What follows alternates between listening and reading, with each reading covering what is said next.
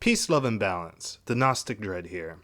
Ever since around before the start of the 2012 craze, and continuing all the way until today, New Age spirituality has been on the rise, and with that came the rise of opportunists. For a while, it seemed like a new hood or trap witch or shaman was popping up on social media every week offering all the solutions to the problems you didn't know you had. And then appeared all these different New Age and magical groups on social media, Facebook in particular. Some were fantastic and offered a hub of where practitioners could network, exchange, and learn esoteric knowledge and techniques with each other. Others, however, turned out to be the very definition of cult, and prey upon the naivety of desperate people. In today's video, I'm going to give you some general knowledge and advice on what red flags to look for so that you can spot out and avoid being scammed by this week's New Age guru. First, they argue about the validity of tropical and Sidrel astrology. Astrology is probably the most popular form of divination, with astral chart readings being the most offered or sought after service, with tarot being next, so it makes sense for me to start here.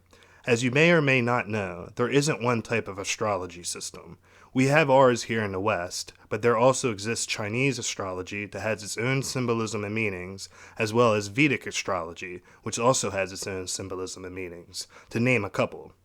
My viewers are most likely familiar with Western astrology, which are the 12 zodiac signs that are based on their constellation counterparts, Aries through Pisces. If you're getting a reading in the Americas or Europe, you're most likely using this system, and you're most likely using the tropical variation of this system. To break down further what this means in simplistic terms, the tropical system basically uses the seasons to determine the sun's position along the ecliptic, whereas the Sidrel uses the literal position of the stars as seen in the sky. For this reason, there are those who claim Sidrel is more accurate than tropical, since again you're dealing with the literal positions of the sun and stars as they appear in the sky now, rather than the fixed position of tropical, which is how they appeared in the sky in ancient times when this system was codified, the position of the stars gradually changing over time due to the precession of the equinoxes. And while intuitively this might make sense, the fact of the matter is both are actually valid and can be used in divination. The reason being is that the zodiac signs are not the constellation themselves. This is a big misconception that people have, thinking that they are one and the same. In astrology, the 12 zodiac signs are divided into 12 equal parts along the ecliptic. In the sky, however, these boundaries are not equal and vary as some of the constellations are simply larger or smaller than others. Therefore, the sun does not cross over each constellation in the sky equally. It's best to understand then that the zodiac signs are named after the constellations, but are not the constellations themselves. Knowing this will help you understand then why both tropical and Sidrel systems are valid. Tropical systems simply fix the starting point 0 degrees Aries at the start of the spring, and equally divide and define the rest of the signs along the ecliptic from there. Sidrel just shifts the dates to be more in line with what people can actually see in the sky. Both systems, regardless, are using constant, unchanging defining variables that correspond to whatever aspect is being charted. In this case, the signs, planets, and their meanings themselves, which is all that is needed in any divination system to make it valid. Now that all might seem like a lot, and it kinda is. Astrology is without a doubt a very deep and complex system that goes well beyond just knowing your sun sign. And you might think that expecting your astrologer to know all of that is a tall order. But the truth of the matter is, these are people who are claiming to not only have some sort of gift in doing divination, but are also offering what's supposed to be an aid or an insight to you, a service in which you're paying your hard-earned cash for. And there's nothing wrong with charging money for the service someone is indeed offering, but you as a consumer should make sure the person has the right credentials. You wouldn't hire an architect to build you a new home and they don't know the basics of geometry. In the same way, if one is to be an astrologer, they should know the basics of divination. Someone who has this understanding would not argue about whether tropical or Sidrel astrology is more valid. They would know both are indeed valid, and acknowledge that using one or the other is personal preference. If you see a professed astrologer invalidating one and claiming only the other is valid, take that as a red flag. On a side note, there's also no 13th sign in Western astrology, something I wrote about in an article which I'll leave a link to in the description. If you hear someone talking about including Ophiuchus or Cetus into the zodiac, take that as a red flag as well. Alright, now secondly, they give you absolute answers and make you dependent upon them. This really rubs me the wrong way because depending on how you look at it, it's an outright scam at best, but an aggressive abuse of power at its worst. I personally used to offer oracle and tarot card readings online before my hiatus and leaving Facebook. I used to tell my clients that the cards never lie, but they don't make any decisions for you. They only offer insight. Depending on how talented the reader is will ultimately determine the usefulness of that insight, but regardless, the cards or rather the reader should not be making any decisions for you. For example, the stereotype question asked, should I break up with my boyfriend, girlfriend? A reader's response typically shouldn't ever be anything along the lines like, yeah, they're no good for you, you can be doing better, for you see the decision there is already made. Instead, a responsible reader might pull a card like the Tower and give you the insight of some sort of crisis may occur within your relationship, and depending on what other cards are pulled with it will give you the information needed to ultimately make the decision to continue a relationship or not. The reader's thoughts and opinions should be left at a minimum, as they are to be but a neutral medium delivering the message from the cards that's meant for you. Because people are prone to discuss their personal matters in these scenarios, abuse can happen quickly where the supposed reader starts taking advantage of their clients. I have seen this happen in multiple ways. One way people go about it is to drip feeding you information.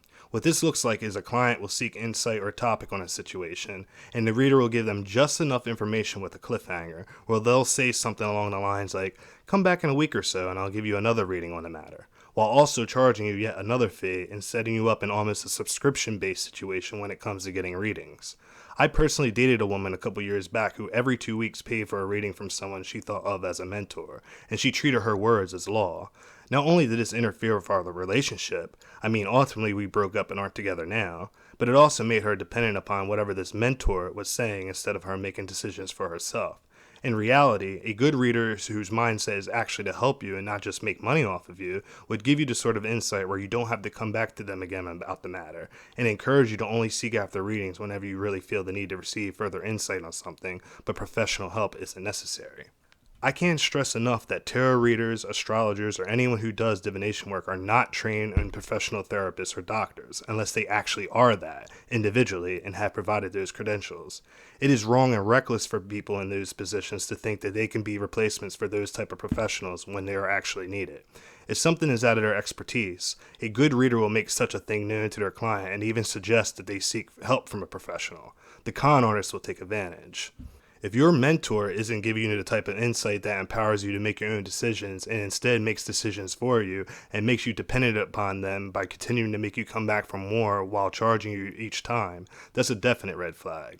There are those who think charging any money at all is wrong, but again, it's not, as people deserve to be paid for any service they provide, but in the same breath in respect to this craft, they should be providing the service correctly and wholeheartedly.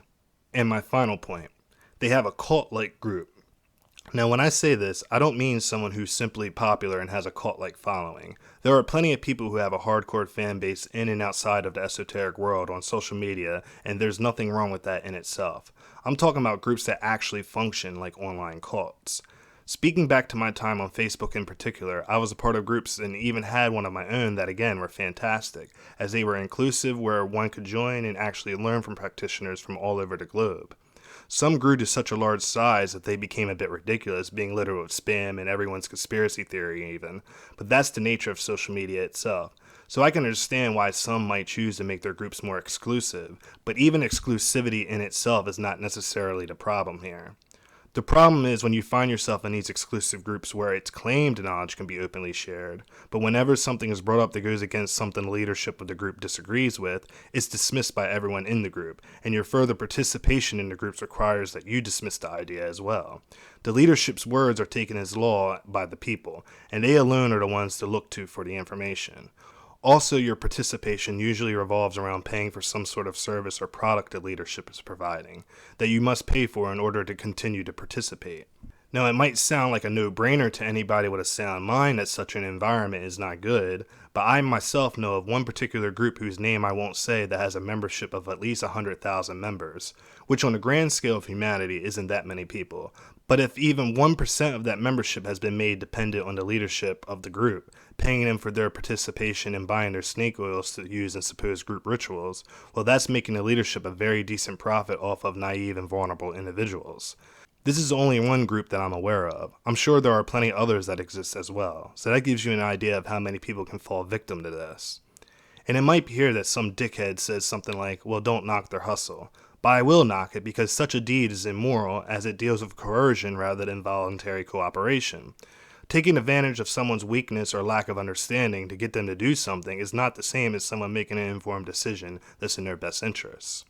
So wrapping this video up, there's plenty of other red flags out there that exist as well. I mean, if some self-professed witch doctor from Nigeria is in your DM telling you need a reading, obviously that should be ignored and block the fool while you're at it. But these were like 3 red flags I wanted to address specifically because sometimes to the untrained mind, people can fall victim to these scenarios.